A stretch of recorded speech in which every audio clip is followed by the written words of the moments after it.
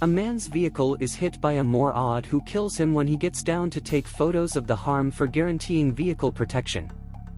Won-Tae Lee is a genuine cop who goes through the crime location and suspects it to be crafted by a chronic executioner, however his senior doesn't trust him. Hoodlum Jang Dong-soo is returning after a gathering when a similar executioner hits his vehicle and in the end attempts to kill him. A fierce battle results, leaving the two of them harmed. At last, the executioner gets away from subsequent to thumping Dong-soo with his vehicle. Dong-soo is confessed to the medical clinic, and his partners in crime expect that the assault was carried out by an opponent posse, so they counter-went after the last option. In any case, Dong-soo accepts the executioner was not an opponent gangster as his moves appeared to be irregular and purposeless. Tae-suk visits Dong-soo at the clinic and requests that he collaborate so he can get the executioner for him, yet Dong-soo doesn't go along. All things being equal, Dong-soo orders his men to track down the executioner through a sketch, and they figure out how to track down his vehicle and a blade. Dong-soo ultimately illuminates Tae-suk of the discoveries, and they choose to collaborate to get the baffling executioner. Dong-soo consents to give labor supply and cover costs, however relying on the prerequisite that the executioner has a place with the person who thinks that he is first. Dong-soo needs to kill him for vengeance while Tae-suk needs to capture him to tackle 5 associated murder cases and afterward in the long run get advanced. In the interim, Dong-soo orders his right-hand man, Kwon Gracious-sung, to kill his opponent Hyo Sang-do with the executioner's blade that as of now has the blood engravings of the executioner's past casualties.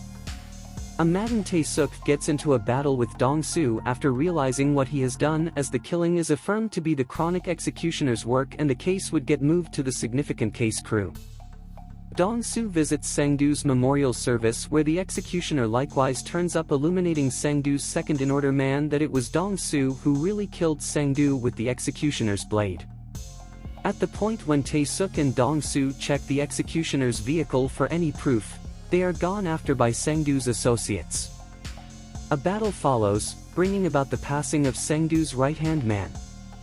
Dong-soo gets him covered and clears the scene. Tae-suk is presently relegated to examine a seizing case, and, while settling it, he recognizes the executioner.